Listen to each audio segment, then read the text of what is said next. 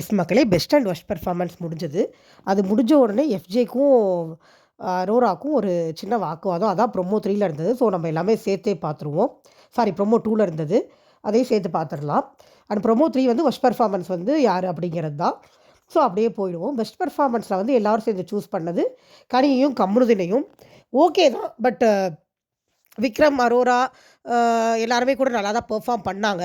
அதே மாதிரி ஈக்குவலாக அமித்துக்குமே எல்லாரும் சொன்னாங்க, நல்லா பண்ணார் அப்படின்னு. பட் அமித் பெருசாக என்ன பண்ணார் அப்படிங்கிறது எனக்கு தெரில. ஆனால் இவங்கெல்லாம் சொன்னாங்க அமித் நல்லா அந்த மினிட்ஸ் செகண்ட்ஸ் கால்குலேஷன் நல்லா பண்ணார், அதை வச்சு சொன்னாங்க. அது கரெக்டு, ஓகே. அண்ட் அரோரா, விக்ரமும் இவங்களோட நல்லா பண்ணாங்கன்னு எனக்கு, இவங்க கூட சேர்ந்து அவங்களும் நல்லா தான் பண்ணாங்கன்னு எனக்கு தோணுச்சு. பட் மினிட் செகண்ட்ஸ் கால்குலேஷனில் அமித் நல்லா பண்ணார், அதே நேரத்தில் டாஸ்க்லேயே இருந்தாருன்றனால தட் இஸ் ஃபைன்.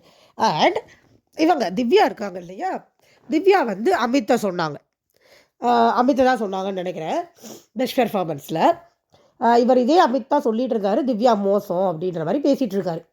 எனக்கு சொல்கிறது அவங்க அதெல்லாம் மனசில் வச்சுக்காம அமித்தை சொன்னதை நம்ம பார்க்க முடிஞ்சது இந்த இடத்துல. திவ்யாட்டு இருக்கிற எனக்கு இருக்கிற ஒரே பிரச்சனை, ரொம்ப கூட கூட கூட கூட பேசுகிறாங்க, பேசி விடமாட்டேங்கிறாங்க. ஒரு டாபிக் எடுத்துகிட்டு வந்து நேற்று அவங்க பண்ணது எனக்கு கொஞ்சம் கூட பிடிக்கல. ஏன்னா அந்த விஷயத்தை வந்து கனிக்கும் சாண்ட்ரா வந்து கனி குழந்தைங்க வச்சு பாடினாங்கன்னு சொன்ன விஷயத்த கனி லிவிங் ஏரியாவில் கூட்டு அட்ரஸ் பண்ணிகிட்டு இருந்தாங்க. அப்போ இவங்க போய் ஏதோ சாப்பாடை பார்க்குறேன்னு போய் கத்துனதுக்கு கம்போதர் ஏதோ லூஸ் மாதிரி கத்தாதன்னு வார்த்தையை விட்டார். அதை இவங்க அப்படி பேசாதரான்னு சொல்கிறதோடு நிறுத்தி இருந்திருக்கலாம். ஏன்னா கனி அவ்வளோ சொல்கிறாங்க, டைவெர்ட் பண்ணாதீங்க, பிரச்சனையை டைவெர்ட் பண்ணாதீங்கன்றாங்க. கேட்கவே இல்லை. அவங்க வந்து தன்னோட பிரச்சனை வந்துருச்சுன்னொடனே அதுதான் பெருசாக எடுத்து கத்தி கத்தி கத்தி கத்தி சண்டை போடுறாங்க. அந்த இடத்துல ஒரு சின்ன கன்சர்ன் கொடுத்துருக்கலாம். ஏன்னா அங்கே போயிட்டு இருக்கிறது ரொம்ப பெரிய ஒரு இஷ்யூ, பெரிய ஒரு அலிகேஷன். இந்த விஷயம் எப்பயுமே இவங்களும் கம்பெனிகளும் நடுவில் நடக்கிறது தான். ஸோ அது ஒரு சின்ன கேப் விட்டு கூட அட்ரஸ் பண்ணியிருக்கலாம் எனக்கு தோணுச்சு. எனக்கு அந்த மாதிரி இடங்களில் திவ்யா பண்ணுறது பிடிக்கிறது இல்லை. பட் இங்கே வந்து அவங்க அமித்தை சொன்னது பரவாயில்ல. ஏன்னா அமித் அவ்வளோ அசிங்கமாக பேசிகிட்டு இருக்காரு பின்னாடி திவ்யாவை பற்றி, கொஞ்சம் கூட மரியாதைலாம் பேசுகிறாரு. பட் அவங்க அதெல்லாம் மனசில் தெரியாது, அவங்களுக்கு ஆப்வியஸ்லி தெரிஞ்சால் என்ன சொல்லுவாங்கன்னு தெரியல. பட் அவங்க நேர்மையாக சொன்னாங்கன்னு சொல்கிறேன் நான். ஓகே. ஸோ இதுக்கப்புறமா ஒர்ஸ்ட் பெர்ஃபார்மன்ஸ் வந்து முதல்ல வந்து விக்ரம் கனி வந்து சாண்ட்ராவையும் எஃப்ஜேவையும் தான் சொன்னாங்க.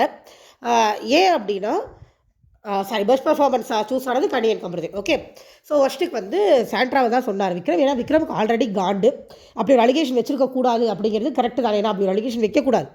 அப்படி ஒரு அலிகேஷன் கனி மேலே வச்சுட்டு அவங்க அட்ரஸ் பண்ணும்போதும் இவங்க வந்து ரெஸ்பான்ஸ் பண்ணல. அதே நேரம் காலையில் சரி ஓகே சாண்ட்ராவோட பாயிண்ட் ஆஃப் வியூ கேட்டுக்கலான்னு சொல்லி விக்ரம் வந்து போய் சாண்ட்ராவை அப்ரோச் பண்ணியிருக்காரு. காலையில் பேசலாமான்னு கேட்டதுக்கு இல்லை, முடியாதுன்னு மண்டையாட்டி இருந்திருக்காங்க. அவங்க வந்து ஒரு ஃப்ரேம் தான் பண்ணுறாங்க, நான் தனியாக இருக்கேன், என்னை இந்த வீட்டில் எல்லோரும் ஒதுக்குறாங்க அப்படின்னு. நேற்று அவங்க வந்து உட்கார்ந்ததுக்கு காரணமும் ஓகே அவங்க நம்மளை டார்கெட் பண்ணுவாங்க, நம்மளுக்கு ஃப்ரேம் கிடைக்கும் அப்படின்னு தான் வந்து உட்கார்ந்தாங்க. உண்மையிலேயே ஒருத்தங்களை ஹவுஸ்மேட்ஸ் டார்கெட் பண்ணி ஓரமாக உட்கார வச்சா மட்டும்தான் அது அப்படி கன்வே ஆகும். இவங்களை தனிமைப்படுத்திக்கிட்டு போய் உட்காந்து தேவையில்லாத கம்ப்ளைண்ட்ஸை, பேஸ்லெஸ்ஸான கம்ப்ளைண்ட்ஸை தூக்கி ஹவுஸ்மேட்ஸ் மேலே வைக்கும் போது அது உண்மையாக ஆகாது. தேர்ட் ப்ரோமோவில் சொல்கிறாங்க, ஜெயிலில் போய் உட்காந்துக்கிட்டு வினோத்தோட சேர்ந்து சொல்கிறாங்க, வினோத்தும் சாண்ட்ராவும் ஒர்ஸ்ட் பெர்ஃபார்மர்ஸ். அதில் எனக்கு வினோத் ஒர்ஸ்ட் பெர்ஃபார்மர்ஸில் உடன்பாடே கிடையாது. வினோத் கிட்ட சொல்கிறாங்க, எனக்கு இவங்க கேங்கில் போய் உட்காந்து பேச விருப்பம் இல்லை அப்படின்னு. இவங்க கேங்குன்னு அட்ரஸ் பண்ணாங்க. யார் கேங்குன்னு சொல்கிறாங்க? இப்போ நிறைய பேர் எஃப்ஜேவை சொன்னாங்க, அப்புறம் எப்படி கேங்காக இருக்கும் அது? எல்லோரும் ஜாலியாக உட்காந்து பேசிக்கிறாங்க, அவ்வளோதான். பிரச்சனை இருக்கிற வரைக்கும் சாண்ட்ராவே அதை பண்ணிகிட்டு இருந்தாங்க. அப்போ அவங்களும் அந்த கேங்கில் இருந்தாங்கன்னு அர்த்தமா? எனக்கு புரியலை. இப்போ சாண்ட்ராவுக்கும் ஒரு ப்ளே பண்ணுறாங்க, அது ஒரு கேவலமான கீழ்த்தரமான கன்றாவியான ஒரு ப்ளேயாக இருக்குது. அந்த ப்ளேக்கு இவங்க எல்லாரும் ஒத்துழைக்கலாங்கிறதுனால அவங்க கூட இப்போ என்னென்னமோ சொல்கிறாங்க. அதே மாதிரி நான் தப்பே பண்ணல, நான் ஏன் சாரி கேட்கணுன்றாங்க. அவங்க இப்போ வரைக்கும் கனி மேலே பழி போட்டு தப்பு இல்லைன்னு சொல்லிட்டு இருக்காங்க. இவங்களை ஒர்ஸ்ட் பெர்ஃபார்மன்ஸில் போட்டதில் தப்பே இல்லைன்னு நான் சொல்கிறேன். ஆக்சுவலாக இவங்களுக்கும் எஃப்ஜேக்கும் ஈக்குவல் ஓட் வந்தது. வினோத்தை யுனானிமஸாக எல்லோரும் போட்டு விட்டாங்க ஒர்ஸ்ட் பெர்ஃபார்மன்ஸில். அவர் அந்த ஆக்டிவிட்டி ரூம்க்கு நேற்று போனார், ஆக்டிவிட்டி ரூம் கிட்டே போனார், சாங் காம்படிஷன் நடந்துகிட்டு இருக்கும்போது. அவர் அதுக்கிட்ட போனது தப்பு தான், நான் இல்லைன்னு சொல்ல மாட்டேன். ஆனால் அது ஒரு காரணம் போதுமா அவர் ஒர்ஸ்ட்டுன்னு சொல்கிறதுக்கு? என்னை கேட்டால் நான் எஃப்ஜே தான் ஒர்ஸ்ட்டுன்னு சொல்லுவேன். ஏன்னா 2-3 தடவை தலையிட்டு எகிரிட்டு போனதாகட்டும், எல்லாருக்கிட்டையும் சண்டைக்கு போனதாகட்டும், FJ completely out of control, ரொம்ப அவுட் ஆஃப் கண்ட்ரோல் போயிட்டார். ஸோ அவர் தான் ஒர்ஸ்ட் பெர்ஃபார்மன்ஸ் இந்த தடவை. சுத்தமாக பெர்ஃபார்ம் பண்ணல. ஏன்னா சுபியை கூட ஒர்ஸ்ட் பெர்ஃபார்மன்ஸில் சொல்லியிருக்கலாம். நேற்று அழுது ஒரு சீன் போட்டக்காட்டி சுபியை சொல்லலை. அண்ட் திவ்யாவெல்லாம் சொல்ல முடியாது, ஆதிரியை சொல்லியிருந்திருக்கலாம். ஏன்னா பெருசாக என்ன பண்ணாங்கன்னு தெரில, கிச்சனில் ஹெல்ப் பண்ணிகிட்டு இருந்தாங்க அண்ட் டாஸ்க்லேயே கெஸ் பண்ணாங்க, மற்றபடி டிஸ்ட்ராக்ட் பண்ணாங்க. Okay fine. எனக்கு கேட்டால் பெருசாக இன்வால்மெண்ட் இல்லாமல் இருந்தது. சுபி இருந்தாங்க, எஃப்ஜே கண்டிப்பாக ஒஸ்ட்டு, சாண்ட்ரா கண்டிப்பாக ஒஸ்ட்டு. அது போக சொல்லணுன்னா சுபியை சொல்லியிருந்திருக்கலாம். சுபியை விட்டால் வேறு யார் மற்ற எல்லாருமே ஓரளவுக்கு பெர்ஃபார்ம் பண்ணாங்க. ஆனா சபரி கூட ஆக்சுவலா பெருசா தெரியல. பட் அவர் அந்த மிட்நைட் டாஸ்க்கு அதில பார்ட்டிசிபேட் பண்ணாரு.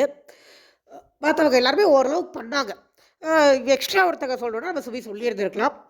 ஸோ எதை எட அமித் சொல்லியிருந்தா கூட ஓகேன்னு சொல்லியிருப்பேன். வினோத் எங்கேருந்து வந்தாருன்னு எனக்கு தெரியல. அந்த ஒரு வேளை வினோத் பண்ணதுனால இவங்க எல்லாரும் வினோத்த டார்கெட் பண்ணி அடிச்சது எனக்கு ரொம்ப தப்பா இருந்தது.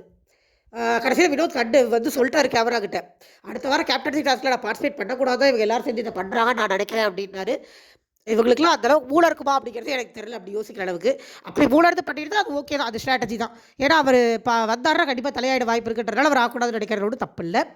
பட் அப்படி யோசிச்சு இதுங்களுக்கு இந்த அளவுக்கு அதுங்களுக்கு மூளை இருக்கான்னு எனக்கு தெரியல. பட் அவருக்கு இருக்கு போல் இருக்கு. அவர் சொல்றாரு. ஸோ இதுதான் 3 ப்ரோமோ. எல்லாம் 2 பேரும் உள்ள போய் உட்காந்து சாண்ட்ரா வினோத்கிட்டயே புலம்புது. அமித்கிட்ட போய் சாண்ட்ரா அவ்வளோ சொல்லுச்சுல்ல நேத்து ஒஸ்ட் பெர்ஃபார்மன்ஸ் இதே தான் போடுவாங்க அமித். என்னெல்லாம் சொல்றாங்க பாருங்க. அப்படி இப்படின்னு அமித்தை ரெடி பண்ணி வச்சுச்சு. கடைசியில பார்த்தா சாண்ட்ராவே கிடையாது. தவிர இவங்க அந்த குரூப்ல வேற யாரும் சொல்லலை இவங்களை ஒஸ்ட் பெர்ஃபார்மர். போய் அமித் சொன்னாரு ஒஸ்ட் பெர்ஃபார்மர் சாண்ட்ரா தான் அப்படின்னு. சச் ஷாக் மூமெண்ட் அப்படிங்கிற மாதிரி இருந்தது நம்மளுக்கு. ஆனா அமித்தும் இவ்வளோ கேட்டு அவர் ஏன் போய் அமித்தை புரிஞ்சுக்கவே முடியலைங்க சீரியஸா. உட்காந்து சாண்ட்ரா கூட பேப்பர் போட்டு கடைசியில் அவங்கள போய் ஒஸ்ட் பெர்ஃபார்மன்ஸ்ட்டாரு. ஆனால் நேற்று கடி மேட்டரில் அமித்துமே சொன்னார் அப்படிலாம் இருக்காதுன்னு.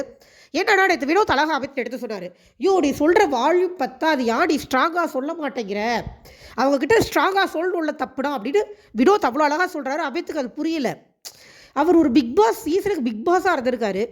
அவரோட வாய்ஸில் மாடுலேஷனில் அவர் தவறு அப்படின்னு சொல்கிறது நிற்கவே நிற்காதுன்னு அவருக்கு ஏன் தெரியல. அது ரொம்ப உத்து கேட்க வேண்டியதாக இருக்குது அமித் சொல்கிறத. இல்லை அப்படி இருக்காதுன்னு அமித் சொல்கிறது நம்ம காதில் வந்து சும்மா பார்த்துட்டு தான் விழுகாது. காதை தூக்கி டிவிக்குள்ளேயோ இல்லை ஃபோனுக்குள்ளேயோ வச்சு கேட்கணும். அப்போ தான் அவர் சொல்கிறார் அப்படிங்கிறதே தெரியும். கொஞ்சம் சத்தமாகவும் ஸ்ட்ராங்காகவும் ஒரு தப்பை சொல்லணும்ல. அதுதானே கேம். அந்த கேமே அதுதான். நான் ஏன் அவங்களுக்கு சொல்லணும் அப்படிங்கிறாரு கேட்டால் அமித். பைத்தியகாரத்தனமான கேள்வி. உங்கள் கண்ணு முன்னாடி ஒரு தவறு நடக்குதுன்னா அதை கேட்கணும். அதுதான் பிக் பாஸ். அதுதான் பிக் பாஸ் கேம். என்ன பார்த்துட்டு வந்தீங்க நீங்கள்? என்ன பிக் பாஸாக இருந்துட்டு வந்தார் அவர்? எனக்கு ஒன்றுமே புரியல. எல்லாத்துக்கும் ஓரமாக உட்காந்துக்கிட்டு அவங்க சொல்கிறதுக்கு மட்டையபடி இல்லை இருக்காதுன்னு நினைக்கிறேன் அப்படின்னு வாய்க்குள்ள முடகிறதுக்கு நீங்கள் சொசைட்டியில் எடுத்துகிட்டு போங்க. அந்த கேம் ஷோக்குள்ளே எதுக்கு வரீங்க? வினோத் ஆனால் ஸ்ட்ராங்காக அடித்தார், நீங்கள் அப்படி சொல்லியிருக்கக்கூடாது அவங்கள அப்படின்னு. தப்பு ரைட்டோ ஸ்ட்ராங்காக பேசுங்க. தப்பாக இருந்தால் திட்டு வாங்கிக்கலாம். ஏன்னா விஜய் சேதுபதி வந்து எல்லாத்தையும் கரெக்டாகவே அட்ரஸ் பண்ணுறதில்ல. அவர் சில நேரம் கரெக்டாக அட்ரஸ் பண்ணுறாரு, சில நேரம் தப்பாக அட்ரஸ் பண்ணுறாரு. போன வாரம் ஏதோ தேவையில்லாத விஷயத்துக்கு கூஜாதிக்கிட்டு உட்காந்துருந்தாரு. விக்ரமண்டி எஃப்ஜே கேஸில் சமதோட அவரை போட்டு எஃப்ஜே போட்டு புரட்டி எடுத்துக்கிட்டு இருந்தார். அது இன்றைக்கி எனக்கு எஃப்ஜே பண்ணுறது கொஞ்சம் கூட பிடிக்கல. பட் அந்த நேரத்தில் அது வந்து முத்தாள்தனமாக தான் இருந்தது. பட் அதை அவரை போட்டு ஒரேடியாக புரட்டி எடுத்து அவர் ஒரு கன்றாவியாக பண்ணிகிட்டு இருந்தார். ஸோ செஞ்சுருங்க, ஃபேஸ் பண்ணிக்கலாம் அப்படிங்கிறதா. எப்படியுமே விஜேஎஸ்க்கு பாராட்ட மனசே வர்றதில்லை. யாரோ விஜேஎஸ்க்கு சொல்லி கொடுத்துருக்காங்க வீக்கெண்ட் ஷோனாலே ரோஸ்ட் தான் எதிர்பார்ப்பாங்க, பாராட்டக்கூடாது அப்படின்னு. ஸோ அவர் பாராட்டுற தப்பான ஆளுங்க போய் பாராட்டிகிட்டு இருப்பார். இது வழக்கமாக நடக்கிறது. அண்ட் இவங்க என்னவோ தெரியல ஒரு மாதிரி வினோத்தை தேவையில்லாமல் போட்டுட்டாங்க. ஆனால் வினோத் கரெக்டாக தான் பேசுகிறார், ஓரளவு கரெக்டாக தான் இருந்தார். சில விஷயங்கள் தவிர அவர் ஓரளவு கரெக்டாக தான் இருந்தார், ஓரளவு கரெக்டாக தான் ஆர்கனைஸ் பண்ணாருன்னு தான் எனக்கு தோணுச்சு. இதுதான் நடந்தது லைவில். அப்புறம் அரோரா எஃப்ஜே சண்டை வந்து எஃப்ஜேவை சொன்னோடனே வந்து எஃப்ஜே அரோராட்ட வந்துட்டார். நீயும் தான் ஒன்றும் பண்ணல, நீ என்னையே சொல்கிற அப்படின்ட்டு. அவருக்கு என்ன அவர் அரோராவை சொல்லிட்டு போக வேண்டியதானே. அது ஒரு அரோரா தெளிவாக சொல்கிறாங்க. உன்னை சொன்னேங்கிறதுக்காக நீ என்கிட்ட வர, நான் என்னையவா சொல்லிக்க முடியும் அப்படின்னா கேட்க மாட்டேங்கிறார். ஒரு அக்யூசேஷன் எடுத்து வைக்கிறாரு. நீ சும்மா உட்காந்துருந்த, நீ படுத்துருந்த என்ன இடத்தையோ சொன்னார். அரோரா கரெக்டாக சொல்லிட்டு போயிடுச்சு. உங்கள் மேலே ஒரு தப்பு வச்சா உங்களால் ஏற்றுக்க முடியல, அதுக்கு சொல்கிறவங்க மேலே என்ன அலிகேஷன் போடுறாரு, என்ன இடத்தையோ நீங்கள் எடுத்துகிட்டு வரீங்க அப்படின்னு சொல்லிட்டு சொன்னாங்க. அப்புறம் எஃப்ஜே ஓகே அப்படின்ட்டு ஒரு மாதிரி கிட்டத்தையும் மண்டையாடிட்டு போயிட்டார். எஃப்ஜேக்கு பாயிண்ட் எடுத்து வைக்கலன்னா பேச தெரியாது. எஃப்ஜேக்கு பதில் தரலாம் ஓகே அப்படின்ட்டு போயிடுவார். அது எஃப்ஜேயோட மேனரிசம். அதே மாதிரி சொல்லிவிட்டு எஸ்கே போய் ஓடி போயிட்டார். அதுக்கப்புறம் அரோரா கொஞ்சம் வெளியில் வந்து ஃபீல் பண்ணிருந்தாங்க. சபரி சமாதானம் பண்ணி கூட்டிகிட்டு போயிட்டார். ரொம்ப ஒரு ஃபீல் பண்ணல, சும்மா நடந்துட்டு இருந்தாங்க.